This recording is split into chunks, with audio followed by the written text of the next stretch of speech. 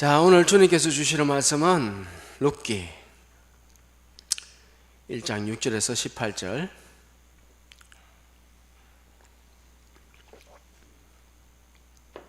구약 401면 정도에 있습니다. 6절 제가 먼저 봉독하겠습니다. 그 여인이 모압 지방에서 여호와께서 자기 백성을 돌보시사 그들에게 양식을 주셨다 함을 듣고 이에 두 며느리와 함께 일어나 모압 지방에서 돌아오려 하며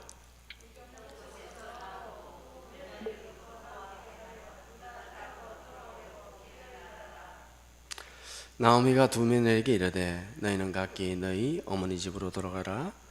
너희가 죽은 자들과 나를 선대하는 것 같이 여호와께서 너희를 선대하기를 원하며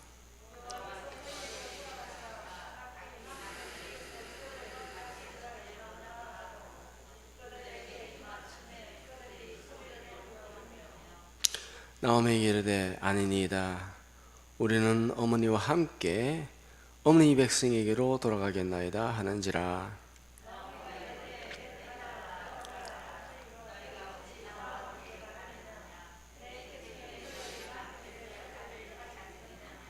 내 딸들아 되돌아가라. 나는 늙었으니 남편을 두지 못할지라. 가령 내가 소망이 있다고 말하든지 오늘 밤에 남편을 두어 아들들을 낳는다 하더라도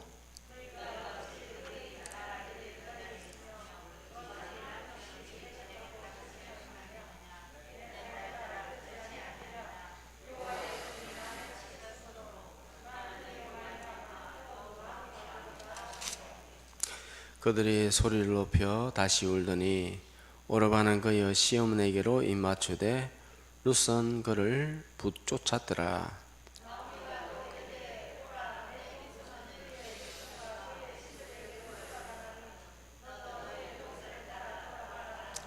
룻이 이르되 내게 어머니를 떠나며 어머니를 따르지 말고 돌아가라. 강권하지 마옵소서. 어머니께서 가시는 곳에 나도 가고 어머니께서 머무시는 곳에서 나도 머물겠나이다. 어머니의 백성이 나의 백성이 되고 어머니의 하나님이 나의 하나님이 되시리니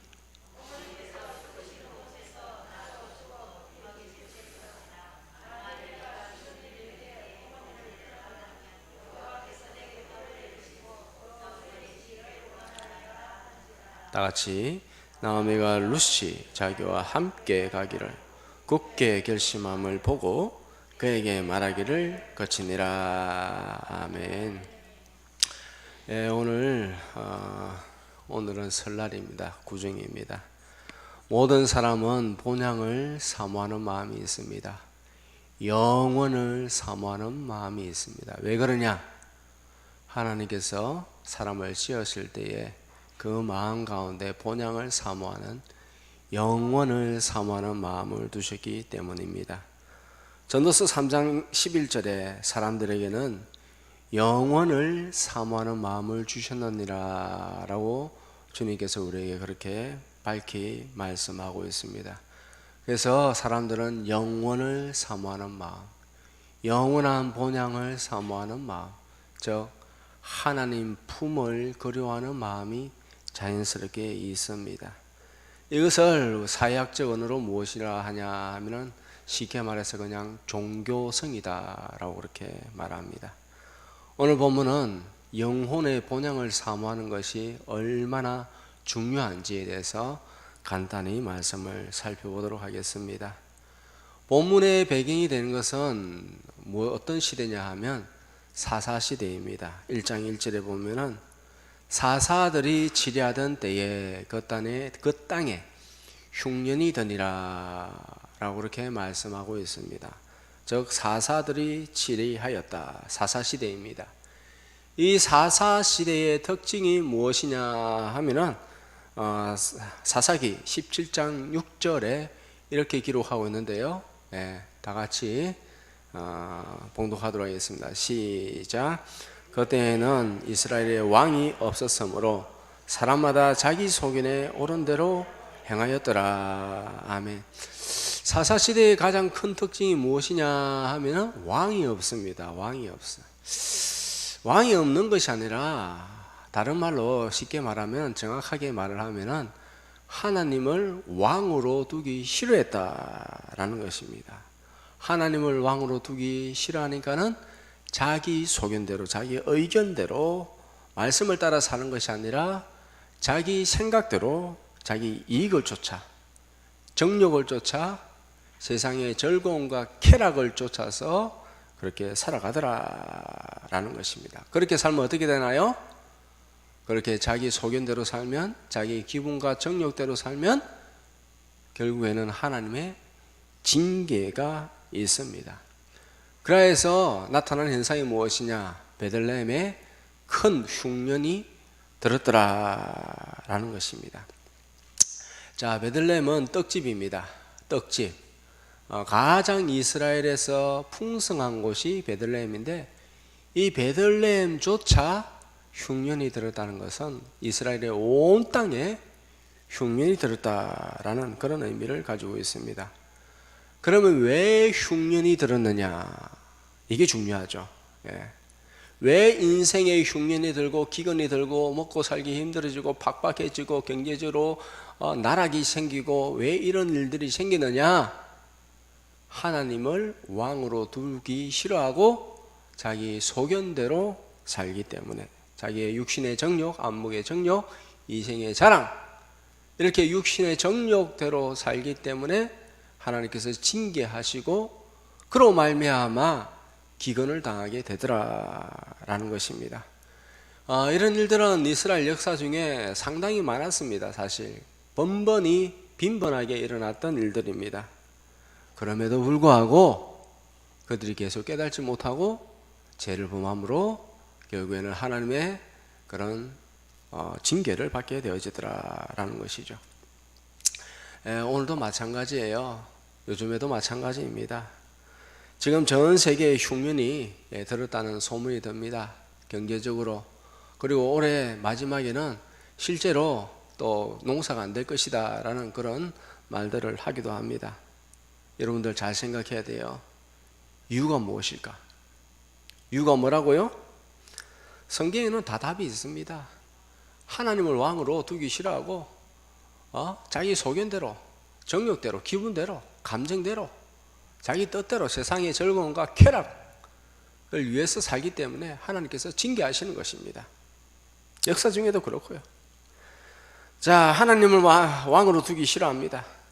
작년 말에는 여러분들 잘 아시다시피 미국이 동성애 결혼을 합법화했습니다. 남자가 여자가 되고 게이끼리, 남자가 남자끼리 결혼을 하고 여자가 여자끼리 결혼을 하고 남자가 여자가 되고 여자가 남자 되고 하나님을 적극적으로 아주 그렇게 대항하겠다는 것입니다. 낙태를 합법한 지는 미국에서는 오래됐습니다.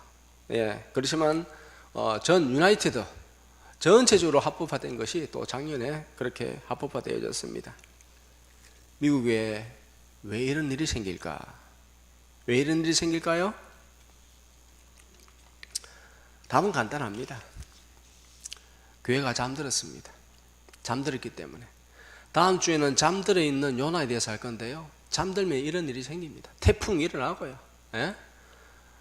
전 세계가 그냥 전 그 배에 있는 사람들이 힘들어지게 됩니다. 왜 이런 일이 생기는가 하면은 요나가 잠들었기 때문에, 교회가 잠들었기 때문에 이런 일들이 생긴다라는 것입니다. 하나님을 버리고 세상과 정욕을 쫓아서 그냥 그렇게 쫓아서 살아가면 이런 일이 생깁니다. 지금 미국만 그런 것이 아니라 유럽도 마찬가지고요. 이스라엘도 지금 보니까는 매년마다 150만, 200만이 그냥 게이 축제를 하고 참 세상이 요지경입니다. 전 세계의 교회가 지금 영적으로 타락해져 있는 그런 상태입니다. 우리나라도 그렇게 크게 다르냐? 소수의 사람들은 깨어서 기도하고 있어요. 우리가 기도하지 않으면 정말 큰일 나겠다 싶어서 소수의 사람들만 깨어 있습니다. 우리나라도 보면요, 간통법 폐지는 2006년인가 그때 간통법이 폐지됐어요. 부끄러운 줄 몰라요. 법이 잘못됐냐? 내가 그리 잘못됐냐? 야, 법이 그런데 뭐가 그 잘못됐냐? 이따위 소리를 해야 됩니다. 낯이 뻔뻔해 가지고 철문피를 깔아가지고 낙태법이 작년에 또 폐지되었습니다. 아무렇지도 않게 그냥 사람을 죽일 수 있습니다. 차별금지법이 계속해서 올라오고 있습니다. 차별금지법 통과되면 완전히 끝이죠. 얼마나 견딜 수 있을는지 모르겠지만 그러고 있습니다. 왜 이런 일이 생기는가? 왜 이런 일이 생겼을까요? 교회가 영적으로 잠이 들기 때문입니다. 영적으로 힘을 잃었기 때문입니다. 지난 3년간 코로나 시대 때 교회가 얼마나 힘이 없는지 우리는 눈으로 정확하게 그렇게 봐왔습니다. 눈에 보이는 사건들은 보이지 않는 세계 영적 전쟁의 결과입니다. 아시겠죠?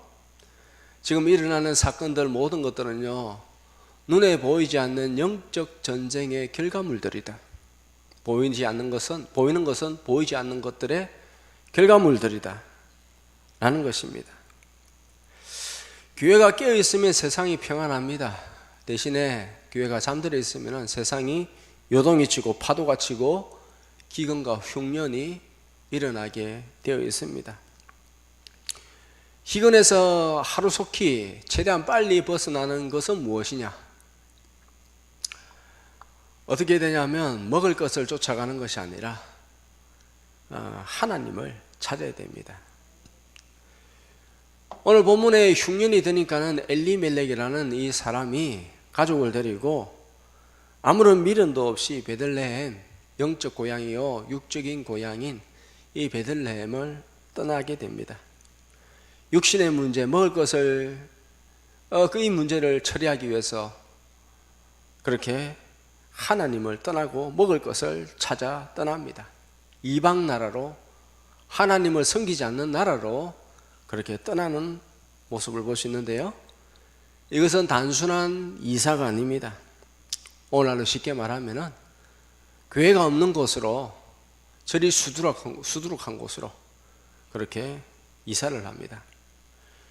교회 안에서도 신앙생활 제대로 하지 못하는데 교회가 없는 곳으로, 영적 연고지가 없는 곳으로 가서 신앙생활을 한다는 것은 그것은 거의 불가능하죠. 자, 이제 모압으로 간 엘리멜렉은 어떻게 됐느냐? 하나님의 뜻을 버리고 그렇게 가면 어떻게 되느냐? 처음에는 잘 되는 것 같습니다. 요나도 하나님의 뜻을 떠나서 그렇게 가니까는 딱 정확하게 다시스로 가는 배를 만났습니다. 처음에는 하나님의 뜻대로 살아가지 않으면 처음에는 잘 되는 것 같아요. 처음에는. 그런데 시간이 지나면은 점점 어려워집니다. 깨달아야 되는데 깨달지 못하면 점점 어려워집니다. 그래서 엘리멜렉이 죽었습니다. 가장이 죽었습니다.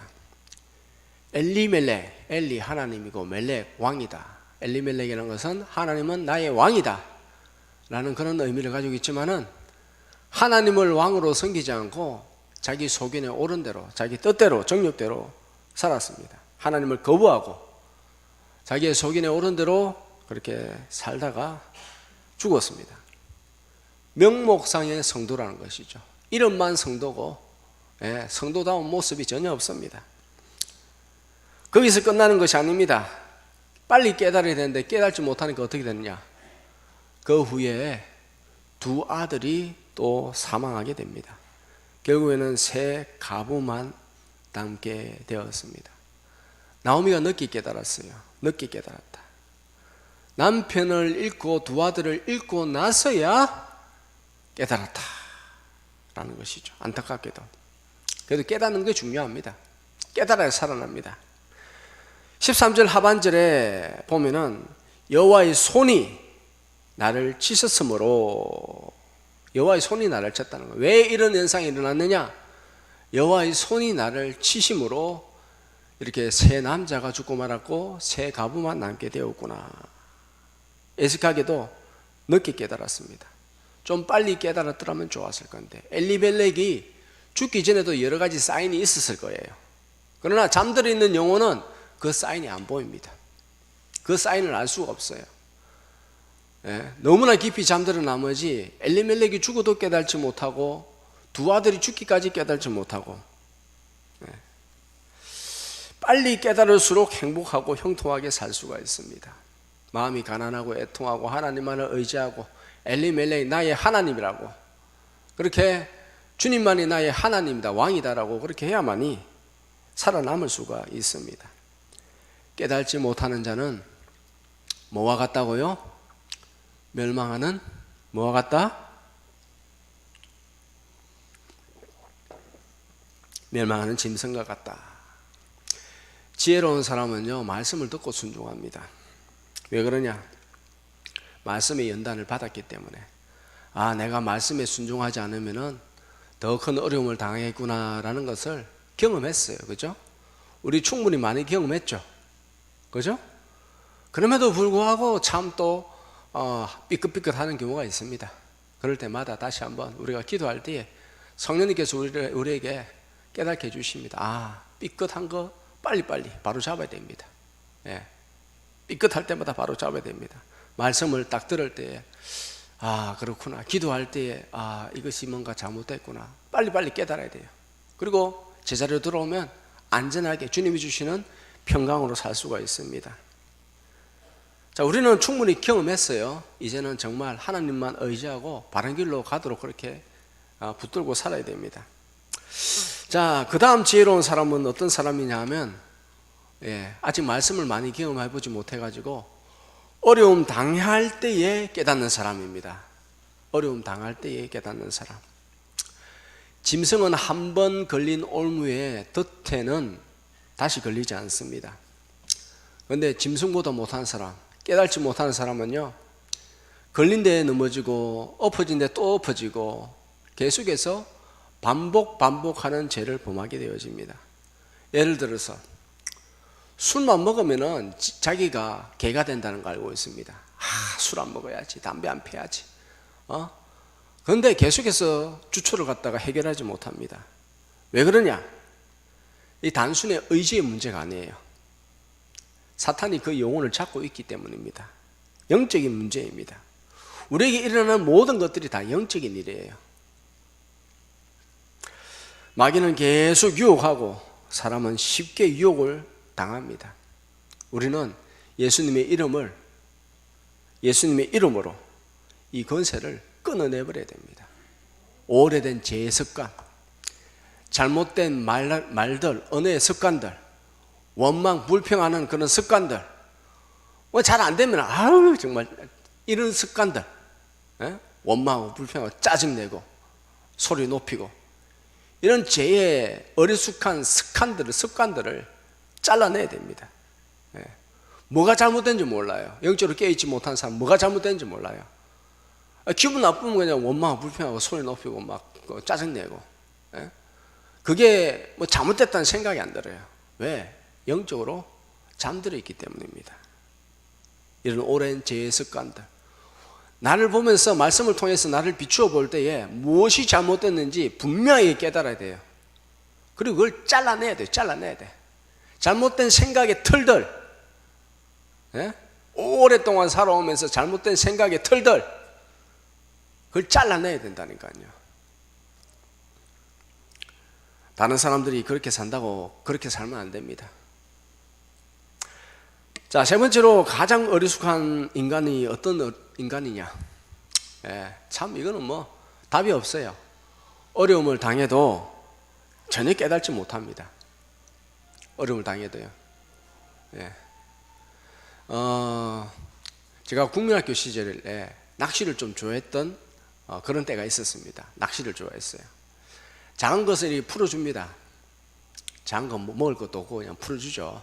큰 걸 해야 뭐 매운탕을 끓여 먹던 그렇게 할 건데, 라면 하나 가져가가지고 그냥 라이터 하나 가지고 성냥 하나 가져가가지고 좀 잡아가지고 그냥 하여튼 작은 건 풀어줍니다. 그리고 이 작은 걸 풀어주는데 떡밥을 넣고 또 미끼를 넣고 하면 또 작은 놈, 그게 똑같은 놈이 또 걸려와요. 어떻게 하느냐? 이 주둥이가 뜯겨져 나왔거든요. 풀어줍니다. 근데 또 이렇게 당시 낚싯대를 들이내면은 또 그놈이 또 걸려 들어와. 이 조그만한 놈이. 입술이 뜯겨 나가도 다시 미끼를 뭅니다. 하나님께서 나오미에게 사인을 주셨습니다. 깨닫지 못했죠. 남편이 죽어도 깨닫지 못하고 얼마나 깊이 잠들었으면 두 아들이 죽고 나서야 이제 소망이 완전히 사라져 버렸죠. 그때서야 깨달았습니다. 하나님이 지셨구나. 지금도요 깨닫지 못해요. 왜 이 한국의 전 세계에 코로나라는 게 왔고 그 다음부터는 기근이 올 거라고 제가 몇 번이나 강조했습니다. 이 코로나 다음엔 기근이 올 거다. 깨닫지 못해. 아직도 깨닫지 못해. 예. 그렇게 선포하는 사람도 잘 없어요. 깨닫지 못해. 하나님께서 지셨구나라는 것을 알아야 되는데 결국은 살아남기 위해서는 가난하고 애통하는 마음으로 하나님만을 붙들어야 되겠다.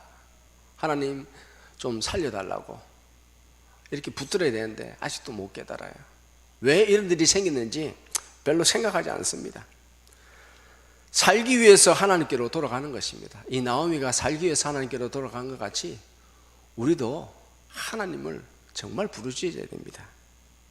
이 지금 사회가 얼마나 어려운지 지금 뉴스에는 앞으로 잘 될 거다 잘 될 거라 하는데 다 헛소리들입니다. 헛소리. 네. 경제 보고서를 보면요 전혀 그렇지 않습니다. 우리가 행복하게 살 수 있는 방법은 무엇이냐? 하나님 뜻이 무엇인가에 대해서 집중해야 돼요. 내가 어떤 기도를 해야 될 것인가에 대해서도 무조건 기도만 하면 되는 것이 아니라 주님 무엇을 위해서 기도해야 되겠습니까? 내가 무엇을 해야 되겠습니까? 라고 주님께서 나에게 깨달음을 주셔야 돼. 그것을 붙들고 하나님께서 기도하라고 하시는 그 기도 제목을 붙들고 기도해야지 무조건 잘 되게 해달라고 그렇게 빌면 안 되고 하나님 뜻대로 구하면 무엇이든지 이루어줍니다. 아시겠죠? 내 영이 깨어나야 범사가 형통합니다.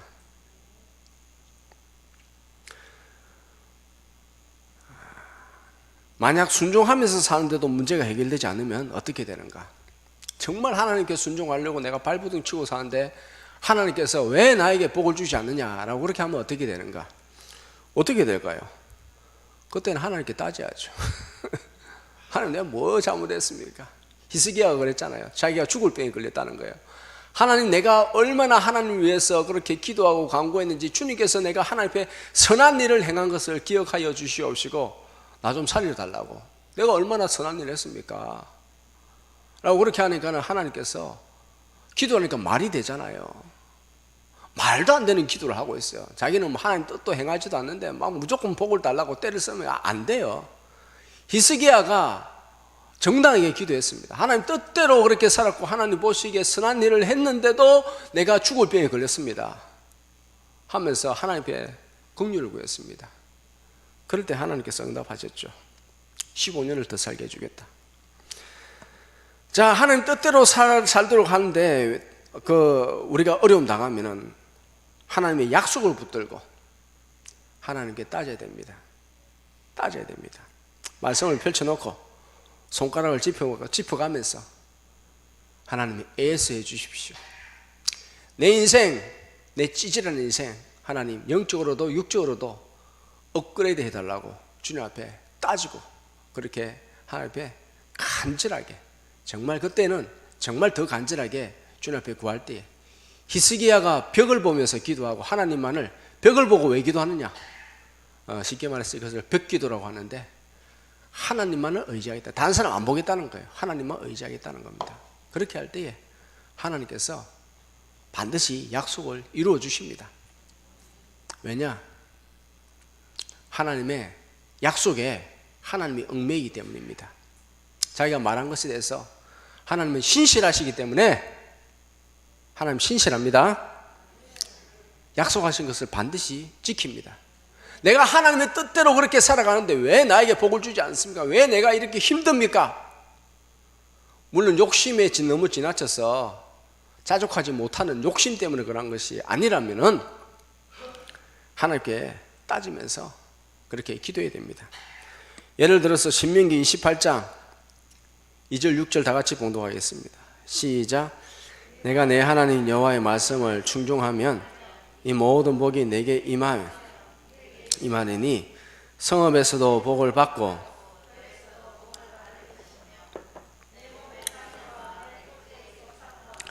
내 짐승의 새끼와 소와 양의 새끼가 복을 받을 것이며 내 강주리와 떡반죽 그릇이 복을 받을 것이며 내가 들어가도 복을 받고 나가도 복을 받을 것이니라. 아멘. 말씀대로 살았는데 왜 안 됩니까? 왜 안 됩니까? 하면서 28장 말씀마다 드러내밀고 하나님께서 이런 말씀은 너무 많습니다. 순종하면 뭐든 자르나 우르나 치우치지 않고 하나님 뜻대로 가면은 뭐 가나안 땅의 족속들이 너를 이길 자가 없을 것이고 머리가 되고 꼬리가 되지 않게 하리라. 이런 말씀 너무 많습니다. 예? 자기는 알아요. 기도하다 보면 자기는 압니다. 내가 하나님 뜻대로 살았는지 아닌지 깨달아요. 기도하다 보면 깨달아요. 그죠? 기도 안 하는 사람은 무조건 지가 옳대. 예? 자기가 옳대. 기도하면 내가 이렇게 살아야 되는데 내가 부족했군요. 하나님, 내가 이렇게 살겠습니다. 나를 보호하여 주시옵소서. 나의 길을 인도하여 주시옵소서. 내 모든 것을 주님께 맡깁니다. 인도하여 줘 달라고 그렇게 더욱더 기도하면서 하나님 붙들게 되어 있습니다. 말씀대로 살았는데 병이 낫지 않는다. 그러면 따져야죠. 또 그것도 따져야 됩니다. 따져야 됩니다. 출애굽기 15장 26절 시작. 이르시되 너희가 너희 하나님 나 여호와의 말을 들어 순종하고 내 보기에 의를 행하며 내 계명의 귀를 기울이며 내 모든 규례를 지키면 내가 애굽 사람에게 내린 모든 질병 중 하나도 너희에게 내리지 아니하리니 나는 너희를 치료하는 여호와임이라. 아멘. 하나님의 말씀에 순종하고 의를 행하고 계명의 귀를 기울이고 규례를 지키면은 애굽 땅에 내린 질병 중 하나도 내게 내리지 않겠다 라고 주님께서 약속하셨습니다. 말씀대로 했는데 치료가 되지 않는다. 그럼 따져야죠. 따지면은 하나님께 기도해야 됩니다. 따져서 기도하면 하나님께 깨닫게 해주십니다. 네가 이런 부분에서 더욱더 강건하게 섰으면 좋겠다. 나 이 질병 때문에 너 망하지 않아. 걱정하지 마. 때가 되면 고쳐줄 거야. 예. 하나님께서 반드시 응답하십니다. 깨닫게 해주십니다.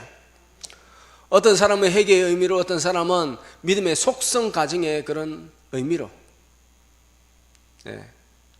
여러 가지 의미가 있겠죠. 말씀 붙들고 기도하면 깨닫게 해주시고, 그리고 하나님께서 더욱더 사랑하여 주실 줄 믿으시기 바랍니다. 주님께서 우리 각자에게 원하시는 믿음의 수준이 있습니다. 우리는 다 이 땅을 향한 기도의 중보자로 써야 됩니다. 그렇게 써야 됩니다. 세상의 논리로는 이제 나이가 들었기 때문에 쉬어야 되겠습니다. 나 이제 더 이상 못하겠습니다 라고 말하지만 성경의 원리, 영적인 원리로는 우리 육신은 쇠하여진다 할지라도 영은 더욱더 날마다 새롭도다. 우리의 영은요 더욱더 강성해져야 됩니다. 하나님을 즐거워하고 기뻐함으로써 모든 외적인 환경을 갖다 이겨낼 수 있는 그런 영성, 그렇게 길러지는 것이 하나님의 뜻입니다. 자, 마침내 나오미는 베들레헴으로 귀향합니다. 단순히 물리적인 이동, 위치적 이동이 아닙니다. 이사가 아닙니다. 이것은 하나님만을 의지하겠다는 그런 결단입니다. 이제는 하나님만 의지해야 되겠습니다. 살아남을 수 있는 방법은 다른 방법이 없다. 다 하고 나서 깨달았어요. 그래도 중간은 가죠. 어려움 겪고 깨달았으니까 중간은 가잖아요. 어려움 겪어도 못 깨닫는 인간이 많아요. 못 깨닫는 인간이 너무 많아요. 인간아 그러면 안 되는데, 사람이 사람답게 살아야 되는데. 자, 나오미가 이제 일어났으니까는 두 며느리가 따라옵니다. 나오미는 만류합니다. 고향으로 돌아가라. 나와 같이 가면은 참 먹고 살기 힘들다. 안 된다. 인간적으로 생각하니까 너무 힘듭니다. 그래서 동서는 이제 떠납니다. 오르바는 눈물을 흘리면서 아이고 하면서 눈물을 흘리면서 인간적으로는 참 안타까운 마음이 있지만은 돌아가고 맙니다. 그러나 룻은 결단합니다. 인간적으로 시험이 따라가 봐야 그 이스라엘 땅에는 이방인이기 때문에 재혼하기도 힘들고 삶이 참 어려워집니다. 그러나 모압 땅에 하나님을 섬기지 않는 그 모압 땅에서 홀로 하나님을 섬긴다는 것은 불가능합니다. 홀로 신앙생활을 어떻게 합니까? 요즘 코로나 시대 해가지고 인터넷으로 그렇게 예배를 드리는 것이 아니라 예배 보는 거죠. 그러면 안 돼요. 예배를 드려야 됩니다. 우리 모임 가운데 임재하시는 성령님, 나를 만져주시옵소서. 두세 사람이 모여서 기도하면 내가 그 가운데 함께하리라. 성령님께서 함께 하실 줄 믿습니다. 그것을 갖다 우리는 성령님을 의식하면서 임재하옵시고 나를 만져주시옵소서. 나의 영혼에 깨달음을 얻게 하옵소서. 내 문제를 주님 앞에 다 맡겨드려옵니다. 오늘 이 시간에 내 마음을 드리고 내 인생을 바칩니다. 이렇게 다시 결단합니다. 결단하는 것입니다. 모압에서 홀로 신앙을 지킨다는 것은 불가능합니다. 자, 16절 다 같이 시작. 어머니께서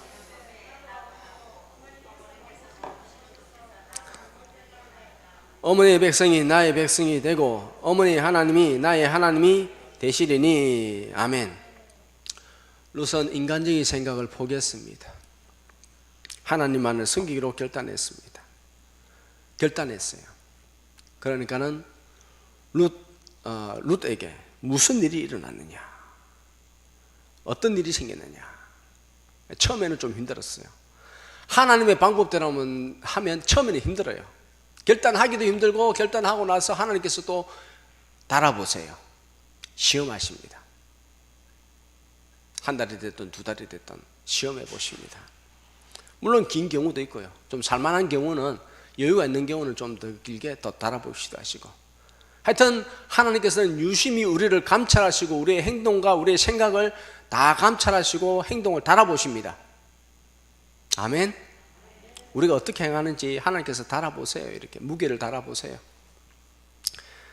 처음 그럴 때는 일이 잘 안 풀리는 것 같지만은 딱 때가 되어지면 순식간에 하나님께서 하시는 일들이 순식간에 착착착착착 이렇게 이루어져 가는 것을 볼 수 있어요. 하나님께서 어떻게 하시는가? 룻과 보아스를 만나게 하십니다. 만나게 했어요. 이 모든 것들이 우연인 것처럼 보이는데요, 룻기 2장 3절에 보면 우연히 보아스의 밭에 도착하였다라는 것이죠. 거기서 일을 합니다. 그 밑에 4절에 보면은, 2장 4절에 보면 마침 보아스가 도착하였더라. 우연이에요? 우연이 어디 있어요? 세상에 우연 없습니다. 우리에게 일어나는 모든 일들이 우연이 있다 없다? 있다 없다? 없다. 우연이 없다. 하나님의 절대적인 섭리와 간섭에 의해서 모든 사건이 일어난다는 사실을 믿으시기 바랍니다. 하나님께서 룻과 보아스를 만나게 하셨습니다. 그리고 그들로 하여금 결혼하게 하셨고, 그래서 하나님의 백성이 되게 하셨고, 더 놀라운 것은 예수님의 족속이 예수님의 조상이 되었다. 왕의 족보에 올라갔다는 겁니다. 이 아무것도 아닌 이 이방인이 왕의 족보에 올라왔다. 우리도 마찬가지죠. 이방인인데 아브라함의 자녀가 되어지고 아브라함의 그 족보에 올라가고 왕의 족보에 올라가게 되어졌다. 엄청난 일입니다. 구원받는 것은 엄청난 일이에요. 사람들은 그런데 구원을 갖다가 10원도 못한 100원도 못한 구원을 여겨. 아무것도 아닌 것처럼 여겨. 아주 우습게 여겨. 예? 자, 구정명절을 맞이하여서 육신의 기양도 좋습니다. 오늘 기성한 분도 계시고 역기성한 분도 계시고, 육신의 귀향 참 좋은 것이죠. 그러나 감히 영적인 귀향과는 비교할 수가 없습니다. 우리는 나그네 인생으로 살아가고 있습니다. 나그네 인생. 예수 믿지 않는 사람도 그렇게 말하잖아요. 인생은 나그네 길. 예? 믿지 않는 사람도 뭐 믿는지 안 믿는지 모르겠습니다만은 뭐 세상 사람들도 그렇게 부릅니다. 예. 인생은 나그네 길입니다. 나그네 인생은 하늘의 본향을 삼아야 된다. 예. 이 땅은 우리가 살 곳 아닙니다. 하늘의 본향을 삼아야 된다. 다른 말로 무엇이냐면 주님의 원하시는 대로 주님의 뜻대로 살아야 된다.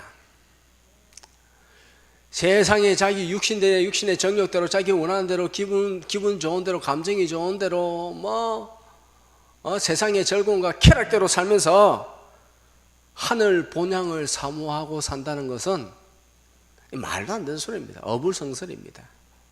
자기 마음대로 살면서 하늘 본향을 사모하면서 산다? 참말이에요, 거짓말이에요? 거짓말이에요.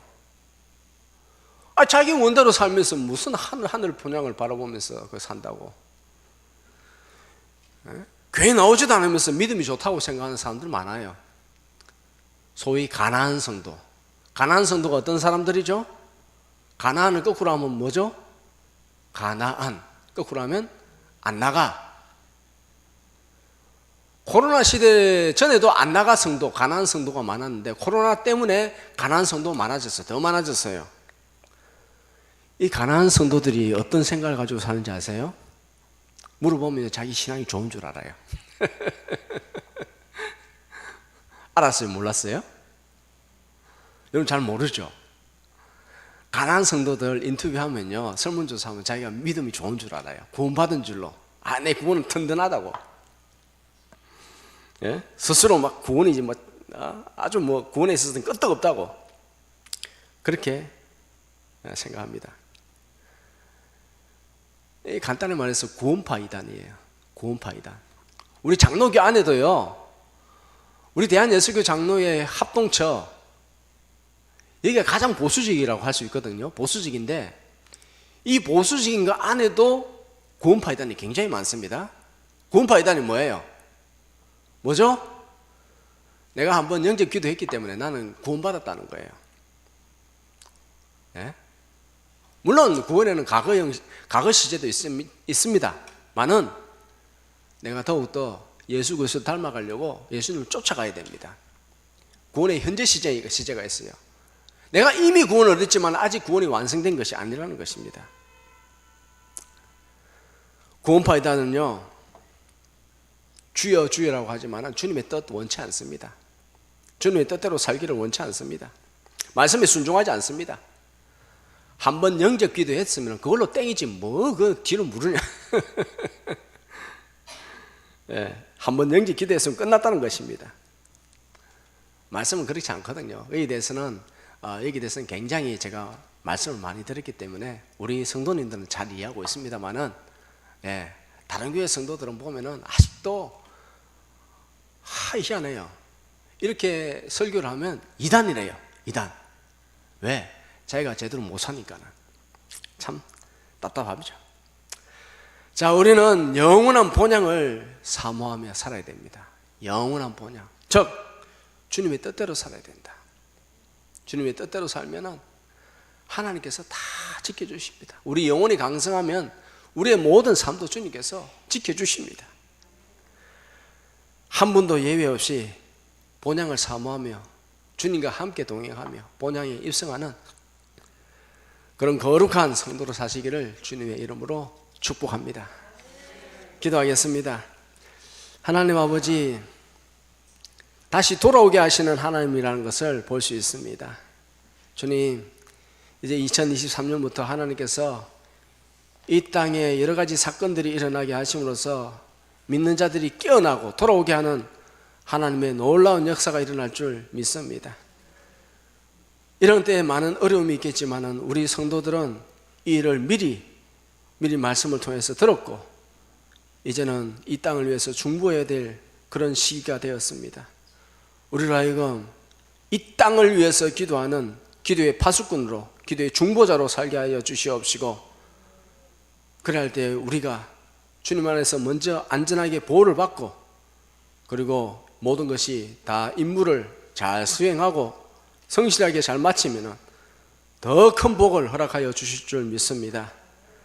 하나님 아버지, 우리로 하여금 더욱 하나님을 깊이 알아가고 성령을 경험하고 성령의 성령님께서 우리 마음 가운데서 역사하시는 그 처음 마음보다 더 뜨겁게 역사하시는 그 하나님을 경험케 하여 주시옵소서. 예수님의 이름으로 기도드립니다. 아멘.